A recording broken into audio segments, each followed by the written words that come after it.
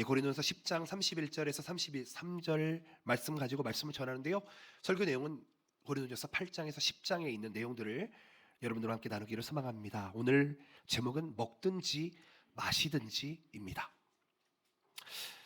우리가 지금 주일 예배를 통해서 고린도 전후서를 강해를 하고 있습니다. 한 8번 정도의 예배가 진행될 예정인데요. 오늘이 그 세 번째 시간입니다. 우리 지난주, 지지난주의 설교 내용을 복귀하시면서 오늘 말씀을 함께 나누었으면 좋겠습니다. 고린도 교회는요, 항구 도시였고 번영하는 도시였습니다. 그런데 그곳에는 우상이 만연해 있는 도시였습니다. 그런 배경을 깔아두고 오늘 세 번째 시간을 갖습니다. 오늘 고린도 성도들이 직면하고 있었던 또 다른 심각한 현실의 문제가 있었습니다. 그것이 무엇이었냐면 우상의 제물을 먹어도 되는지 안 되는지에 대한 갈등이 교회 안에 있었다는 것입니다. 여러분, 당시에 이 고린도라는 도시에서 유통되는 모든 고기의 대부분은요, 아프로디테라든지 아폴론 같은 이방 신전에서 제물로 바쳤다가 나온 것들이었습니다.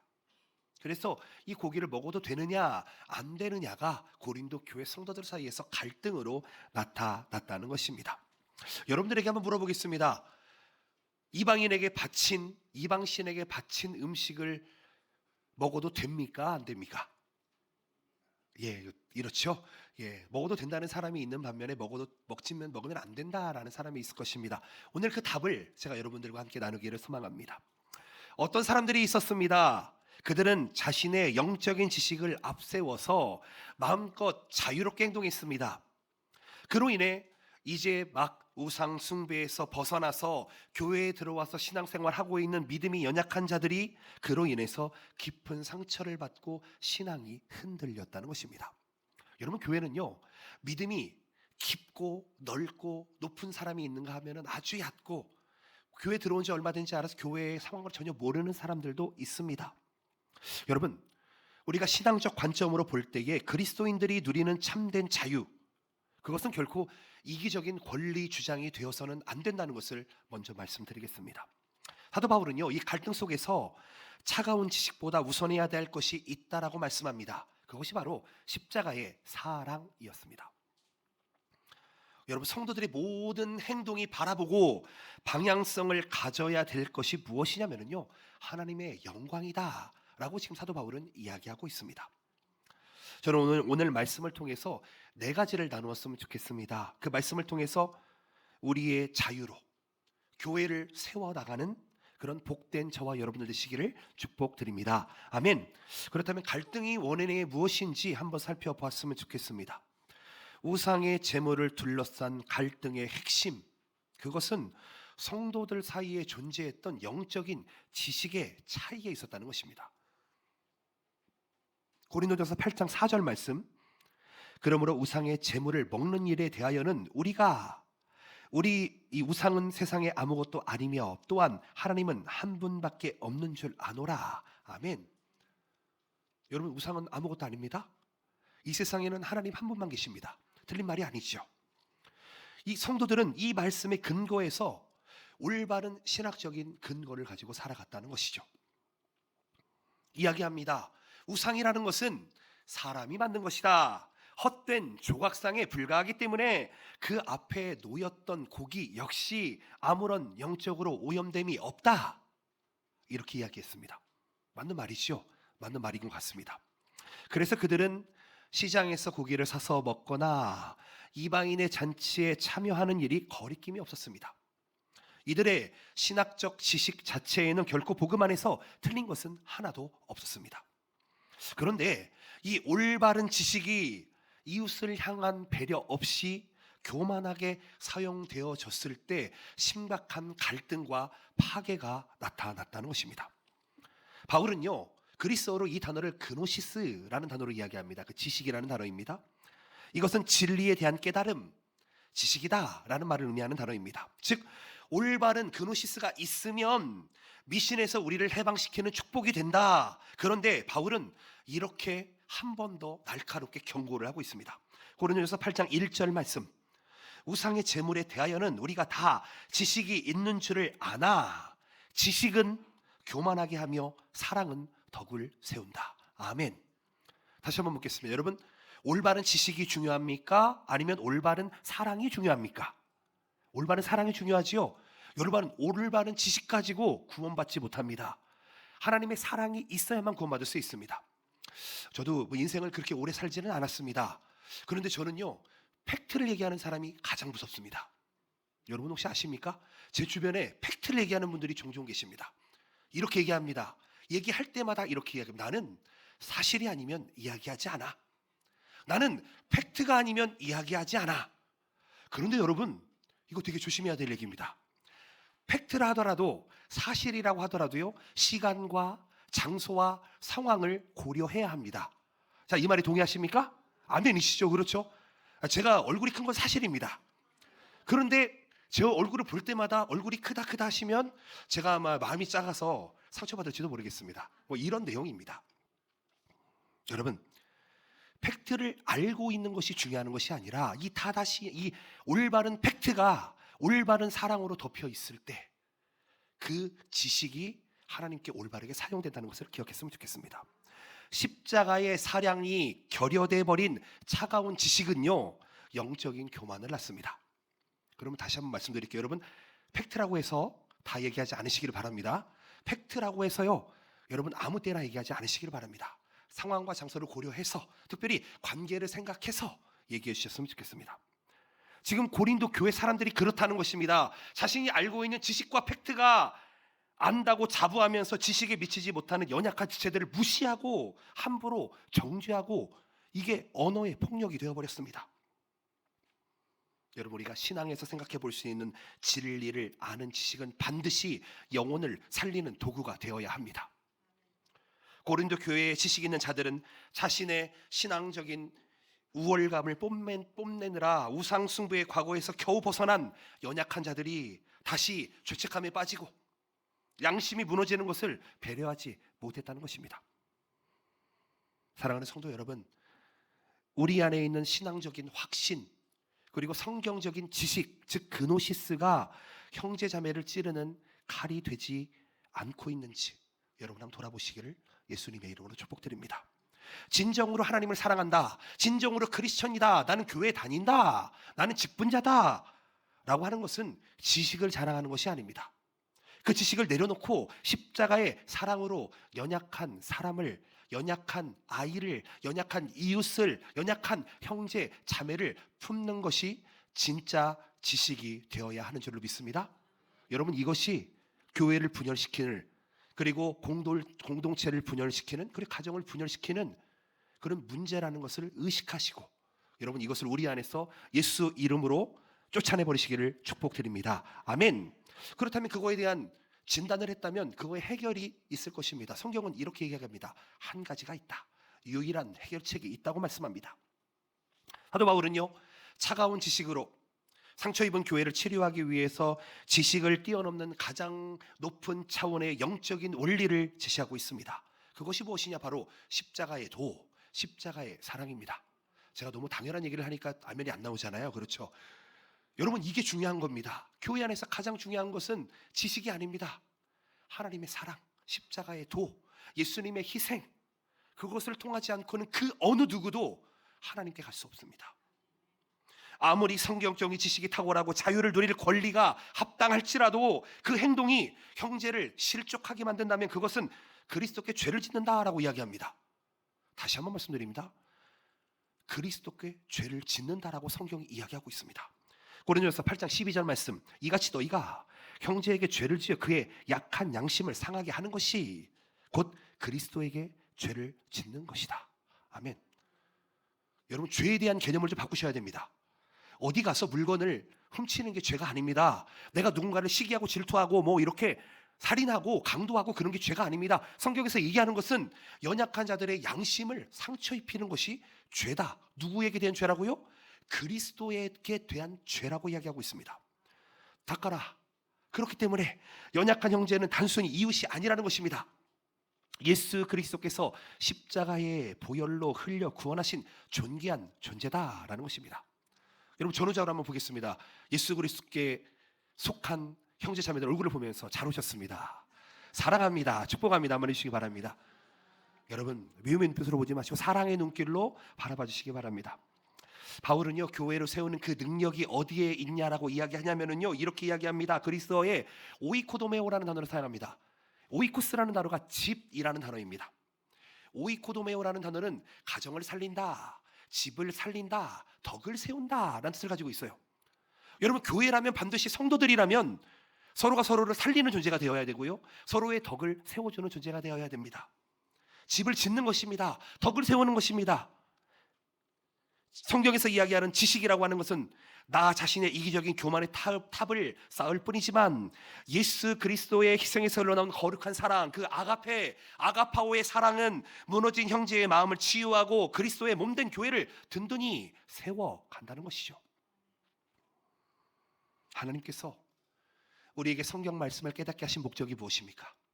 하나님께서 우리를 예수 그리스도를 믿게 하신 목적이 무엇입니까? 그것은 나 혼자 자유를 만끽해라가 아닙니다. 그 자유로 연약한 자들의 신앙을 아름답게 오이코도메오 세워라, 집을 세워라, 집을 지어라, 덕을 세워라 라는 것입니다. 이 부르심 앞에서 사도 바울은 이렇게 위대한 결단을 하고 있습니다. 고린도서 8장 13절 말씀 이렇게 이야기합니다. 그러므로 만일 음식이 내 형제를 실족하게 한다면 나는 영원히 고기를 먹지 아니하여 내 형제를 실족하지 않게 하리라. 아멘. 아멘이시죠? 아멘이시죠? 내가 먹고 마시는 게 내 옆에 있는 사람에게 실족이 된다? 그럼 어떻게 한다고요? 안 먹는다고요. 언제까지요? 영원히. 여기 써 있어요. 성경에 써 있습니다. 영원히 안 먹는다라고 사도 바울은 이야기한다는 거예요. 자, 그렇다면 우리가 여기에서 생각해 봐야 됩니다. 성경이 말하는 유일한 해결책은 바로 이것입니다. 이게 답이에요. 근데 이렇게 이야기하죠. 목사님 왜 저격 설교하세요? 내가 먹고 마시는 거 알고 계시면서 왜 그걸 이야기하는 게 아닙니다. 여러분, 내 형제가 나로 인해 실족한다면, 내가 먹고 마시는 것으로 인해 실족한다면 영원히 고기를 먹지 않겠다고 고백하는 이 사도 바울의 심정을 우리가 한번 알아보자라는 것입니다. 이것이 복음을 경험한 자의 심장이어야 하지 않냐는 것입니다. 당연한 것이지 않냐는 것입니다.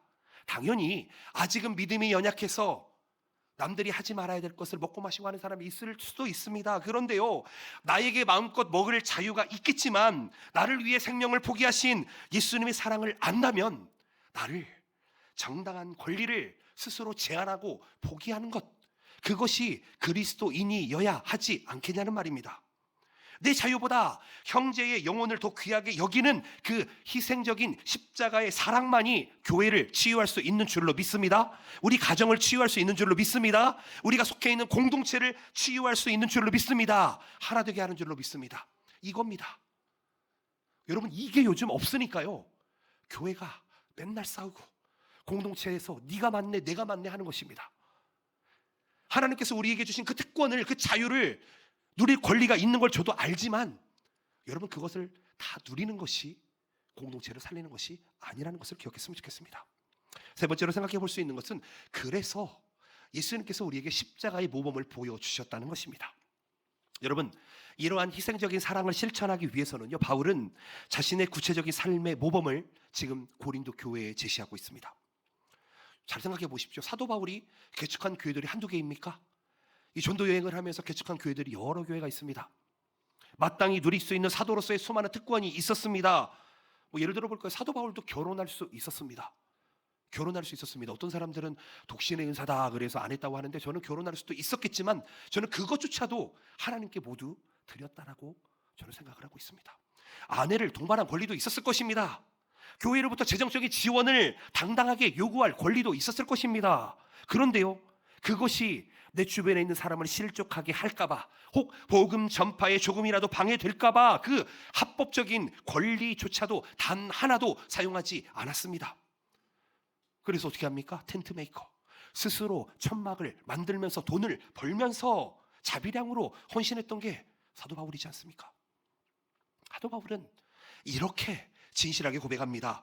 고린도전서 9장 12절 말씀, 다른 이들도 너희에게 이런 권리를 가졌거든 하물며 우리일까 보냐. 그러나 우리가 이 권리를 쓰지 않고 범사에 참는 것은 그리스도의 복음에 아무 장애가 없게 하려 함이로다. 아멘. 여러분, 권리가 뭐라고요? 엑수시아, 권리입니다. 자유입니다. 이 단어를 지금 이야기하고 있습니다. 여러분들에게 어떤 권리가 있으십니까? 어떤 자유가 있으십니까? 내가 이렇게 하든 말든 목사님이 무슨 상관이십니까? 내가 이렇게 살아가든 말든 네가 무슨 상관이냐라고 이야기하는 상관이 있습니다. 다시 한번 말씀드립니다. 지금 고린도 교회에 갈등이 생긴 이유가 무엇입니까? 자기가 가지고 있는 엑수시아인 권리를, 자유를 남용했기 때문입니다. 그런데 바울은요, 자신의 정당한 권리조차도 영혼을 살리는 사역을 위해서 기꺼이 포기하고 기꺼이 내려놓았다는 것입니다. 여러분, 진정으로 성숙한 사람은 무엇입니까? 진정으로 영적으로 성숙한 사람은 누구일까요? 저 이런 사람을 본 적이 있습니다. 하루에 3시간씩 기도하신다는 분을 만났습니다. 아주 경건합니다. 너무 좋습니다. 그런데 그분은요, 가끔 이런 얘기합니다. 목사님, 제가 환상을 봤는데 목사님 조금 있다가 다쳐요. 뭐 이런 얘기를 하시더라고요. 아니, 기도를 하셨으면은 좀 안 다치게 좀 기도를 해주시던지. 생각을 해보세요. 기도하시면은요, 제가 말씀드릴게요. 기도를 오래 하시거든 그냥 여기를 이렇게 닫으시면은 가장 좋습니다. 얘기 안 하셔도 됩니다. 하나님이 알아서 다 하십니다. 제가 결혼할 때 이런 일이 있었습니다. 저희 아내는 옆에 교회 전도사였고요, 저는 이 교회, 여기 말고 전에 있던 성산교회 전도사였습니다. 근데 그 교회 사모님이, 죄송합니다. 갑자기 특정 인물이 돼버렸네. 사모님이 하루에 3시간씩 기도하시는 분이에요. 근데 사모님이 저희 와이프를 붙들고, 둘이 사귀는 상황이니까, 사모님이 아니죠. 그때는 전도사님이었어요. 전도사님, 당신이랑 결혼하는 분이 저 전도사님이 아닌 것 같아요. 그러는 거예요. 와, 제가 얼마나 마음이 아프던지, 가진 것도 없고 이제 신학하고 있는 저한테 이 큰 시련을 저한테 주시더라고요. 생각을 해보세요. 하루에 3시간씩 4시간씩 기도하는 사람이 있으면은 그 얘기에 귀가 솔깃하지 않습니까? 믿음이 또 깊으면 더 그렇지 않습니까? 그렇더라고요. 아내가 저한테 와서 그러더라고요. 여보가 아니죠 그때. 전도사님, 사모님이 기도했는데 당신이 아니래요. 결혼한 건 저잖아요. 그렇죠? 왜 기도응답은 저한테 안 주시고 저 사모님한테 주시는지. 제가 하나님께 막 기도했었습니다. 여러분, 신앙생활은 기도를 오래 한다고 잘하는 게 아닙니다. 신앙생활은 예배를 아침부터 저녁 때까지 뭐 하루 종일 드린다고 잘 되는 것도 아닙니다. 신앙생활은요, 그런 게 아니에요. 내 교만을 위해 하는 것이라면 그것은 신앙생활이 아닙니다. 내 지식으로 하는 것은 신앙생활이 아닙니다. 오직 예수 그리스도, 그 십자가의 보혈, 예수님의 부활과 예수님의 다시 오심을 가지고 신앙생활하는 것이 진짜 신앙생활인 것입니다. 사도 바울은 이렇게 이야기합니다. 나 이렇게 살고 있다 라고 이야기하고 있습니다. 여러분, 저는요, 힘이 굉장히 셉니다. 여러분 혹시 저랑 싸워가지고 이기실 수 있는 분 있으십니까? 없으실 것입니다. 팔씨름을 해서 20살 이후로 져본 적이 한 번도 없습니다. 근데 저는요, 인생을 힘으로 살지 않습니다. 힘으로 살지 않아요. 저는 예수 그리스도를 만나기 전에는 힘으로 살았었습니다. 그게 제 삶이었습니다. 빨간 머리도 했었고요, 핑크 머리도 했었습니다. 온갖 유형을 다 해봤습니다. 그런데요, 지금은 누구보다 소녀소녀한 목사가 됐습니다. 저는 성경 읽다가 웁니다. 저는 찬양하다가 웁니다. 저는 자면서도 기타를 들고 찬양을 합니다. 여러분, 어떤 게 진짜 신앙일까요? 내가 알고 있는 것을, 내가 가지고 있는 것을 전부 누리고 그대로 말하고 그대로 행동하고 사는 게 신앙입니까? 그렇지 않습니다. 예수 그리스도의 십자가 앞에 나를 겸허히 내려놓고 무릎 꿇고 그 하나님의 말씀에 순종하는 것이 신앙이어야 되는 줄로 믿습니다. 오히려 권리를 쓸 수 있음에도 불구하고 예수 그리스도의 복음을 전하는데 방해가 된다면 스스로 종이 되어서 그 권리를 내려놓는 것, 그것이 우리의 믿음이 되어야 하는 줄로 믿습니다. 내가 십자가 앞에 내려놓은 만큼 손해보는 것이 아닙니다. 그 포기한 권리의 빈자리만큼 하나님의 구원의 은혜가 우리를 풍성히 세워주는 줄로 믿습니다. 진짜 신앙생활은 나를 부인하는 것입니다. 바울은 이렇게 이야기합니다. 유대인에게는 유대인처럼, 율법 없는 자에게는 율법 없는 자처럼 자신을 낮추면서 오직 예수 그리스도의 복음을 전했다고 이야기합니다. 오늘 고린도전서 9장 22절 말씀 이렇게 이야기합니다. 약한 자들에게는 내가 약한 자와 같이 된 것은 약한 자들을 얻고자 함이요, 내가 여러 사람에게 여러 모습이 된 것은 아무쪼록 몇 사람이라도 구원하고자 함이다. 여러분, 오해하지 않으시기 바랍니다. 저는 목사입니다. 저도 경건한 목사입니다. 그런데요, 상대방의 연약함이 있다면 그 연약함에 맞춰서 대화를 나눕니다. 청년들 앞에서 나는 목사니까 라고 이야기하지 않습니다. 청년들의 수준에 맞춰서 이야기합니다. 제가 아이들한테 설교하는 거 보셨습니까? 아이들 눈높이에 맞춰서 저를 굽혀서 설교합니다. 왜요? 그들과 수준을 맞추기 위해서 그렇습니다. 우리 신앙의 가장 큰 위기가 무엇입니까? 우리 안에 고난이 와 있는 게 문제입니까? 아니죠. 내게 주어진 물질과 직분의 권리를 나를 위해서만 움켜쥐려는 이기심, 그것이 우리를 위기로 만든다는 것입니다. 우리가 이 권리, 이 자유, 이 엑스시아를 철저히 내려놓고 연약한 자를 섬기는 도구가 될 때야말로 세상은 우리의 삶을 통해서 살아계신 예수 그리스도의 찬란한 생명의 빛을 볼 수 있는 줄로 믿습니다. 아멘. 그렇게 발견되는 여러분 되시기를 축복드립니다. 아멘. 마지막으로 네 번째입니다. 우리의 궁극적인 목적이 무엇일까요? 우상의 재물과 권리 포기에 대한 긴 권면을 사도 바울은 마치고 있습니다. 사도 바울은 그리스도의 삶을 관통하는 궁극적인 지금 목표를 이야기하고 있습니다. 고린도전서 10장 31절 말씀 함께 읽어보겠습니다. 시작.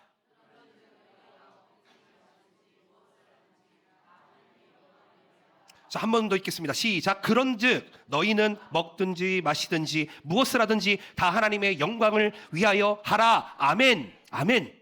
아멘. 여러분, 이게 신앙생활입니다. 먹든지 마시든지 무엇을 하든지 다 누구를 위해서? 하나님의 영광을 위해서 하라. 여러분, 제가 스시 좀 먹으면 어떻습니까? 스시 좀 안 먹으면 좀 어떻습니까? 죄송합니다. 혹시라도 제가 어디 나가서 술 한잔 했다고 해서 제가 구원을 못 받는 건 아닐 거라고 생각을 합니다. 제가 술을 먹지는 않습니다. 오해하지 않으시기 바랍니다. 여러분, 무엇을 먹느냐 마느냐가 중요한 게 아니고요, 그 행동 자체가 중요한 게 아니라는 것입니다. 그 행동의 동기와 그 행동의 목적이 내 이기적인 욕망이나 나를 채우는 것인지를 바라보라는 것입니다. 아니면은 하나님 창조주를 기쁘시게 하기 위함인지를 생각해 보라는 것입니다. 여러분, 그리스도인들에게는 그렇기 때문에 이 먹고 마시는 지극히 일상적인 선택 하나하나조차도 하나님의 위대하심을 드러낸다는 것을 기억하면 좋겠습니다. 이렇게 이야기합니다. 목사님, 도대체 영광을 올려드리라는데 뭘 하라는 건가요? 도대체 하나님께 영광을 어떻게 올려드리나요? 정확하게 말씀드리겠습니다. 선택을 잘 하시면 됩니다. 선택을. 친구가 왔어. 야, 우리 술자리 가자. 그러면 할렐루야, 나는 오늘 교회 가야 되니까 못 가요. 이런 선택 한번 해보시기 바랍니다. 여러분, 꼭 굳이 죄를 지을 자리에 갈 필요가 없습니다. 유혹에 말려 들어갈 필요가 없습니다. 성경은요, 유혹에서 도망가라고 이야기하죠. 유혹과 맞서 싸우라고 이야기하지 않습니다. 여러분, 이 자리에서요, 세상에 있는 유혹과 맞서 싸울 수 있는 사람 아마 아무도 없을 것입니다. 아무도 없을 거예요. 성경도 그렇게 이야기합니다. 싸우지 마시고요, 그냥 도망가십시오. 나오십시오. 피하십시오. 그리고 우리의 동기와 행동과 그 목적이 하나님을 드러내는지 안 드러내는지, 내가 사람들 많은 자리에서 기도하면서 밥 먹는 것이 하나님의 영광을 드러낸다면 기도하면 될 것입니다. 내가 입에서 욕을 한 사발 내어 붓고 싶더라도 그것을 참는 것이 하나님의 영광을 드러내는 것이라면 그것을 참는 게 그 동기가 하나님에 대한 영광의 목적이 될 것입니다. 그렇다면 그게 무엇입니까? 여러분, 그 선택이 바로 예배가 된다는 겁니다. 우리가 선택하는 그 모든 순간이 한순간 한순간이 내가 하나님께 영광을 올려드립니다. 영광을 올려드립니다. 여러분, 이 목적을 나타내기 위해서 바울이 사용하는 영광이라는 단어를 독사라는 단어로 사용합니다. 독사. 뱀이 아닙니다. 독사라고 하는 그리스어를 사용합니다. 여러분, 이 단어는요, 본래 무한한 무게감, 무한한 존재감을 뜻하는 단어입니다. 창조주 하나님의 임재와 찬란한 영광, 그것을 이야기하는 것입니다. 내가 먹지 말아야 할 것을 안 먹었을 때 하나님의 영광이 드러납니다. 아멘이십니까? 아멘이십니까? 내가 마시지 말아야 할 것을 마시지 않았을 때 하나님의 영광이 드러난다고 지금 성경은 이야기하고 있습니다. 타락한 죄인은요, 자신의 지식과 권리를 앞세워서 자신의 독사, 자신의 영광만 드러내는데, 즉 썩어질 영광만 드러내게 됩니다. 그런데요, 십자가의 보혈로 구원받은 성도들은 내 인생의 주권이 오직 하나님께 있음을 알기 때문에 내가 호흡하는 이 매 순간, 이 순간순간을 오직 하나님의 독사, 하나님의 영광만을 드러내면서 살아간다는 것입니다. 나의 권리를 내려놓고 연약한 자를 품는 희생, 그것이야말로 하나님의 독사를 드러내는, 하나님의 성품을 드러내는 가장 영광스러운 통로라는 것입니다. 진정한 신앙 공동체는 무엇입니까? 모든 공동체가 똑같은 마음을 가지고 가야 된다고 이야기하고 있습니다. 100명이 있다면 100명의 생각이 있겠지만 이 100명의 생각이 다를지라도 나의 유익을 내려놓고 오직 하나님을 위한 독사, 하나님의 영광을 위해서 하나 될 수 있어야 한다. 모든 일에 모든 사람들을 구원하기 위해서 우리가 하나 되어야 한다 말씀하고 있다는 것입니다. 내 자신의 유익을 철저히 포기하고 내 주변에 있는 예수 그리스도를 알지 못하는 많은 사람들의 유익을 위해서 내가 사용되어질 때, 즉 영혼을 구하는 이타적인 헌신은 보이지 않는 이 헌신이라고 하는 것은요, 보이지 않는 하나님의 영광을 가장 선명하게 드러낼 수 있다는 것입니다. 우리가 우리의 이기적인 자유를 버리고 무엇을 하든지 하나님의 가정을 세우시고 하나님의 교회를 세우시고 하나님의 공동체를 세우시고 덕을 세우는, 이웃을 살리는 십자가의 사랑으로 충만해지시기를 축복드립니다. 저는 바라고 원하기는 우리 동경복음교회가 그런 교회가 되는 줄로 믿습니다. 되어야 하는 줄로 믿습니다. 그런 선택을 매 순간 하는 교회가 되어야 하는 줄로 믿습니다. 여러분, 교회는 건물이 아닙니다.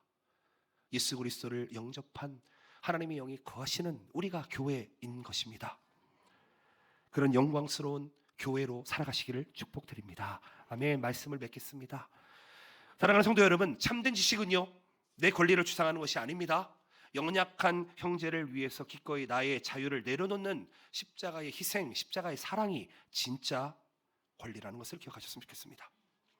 남을 차갑게 판단하는 이기적인 지식, 그노시스는 우리에게 쓸데가 하나도 없습니다. 무너진 자를 살리고 교회를 아름답게 세우는 하나님의 아가페, 하나님의 사랑으로 충만할 때 우리는 참 그노시스를 얻게 될 것입니다. 여러분, 우리의 모든 자리에서 먹든지 마시든지 무엇을 하든지 오직 영혼을 구원하는 하나님의 독사, 영광을 위해서 그것을 찬란하게 드러내는 진정한 복음의 사람, 축복의 통로가 다 되시기를 예수님의 이름으로 기도드립니다. 아멘. 기도하시겠습니다.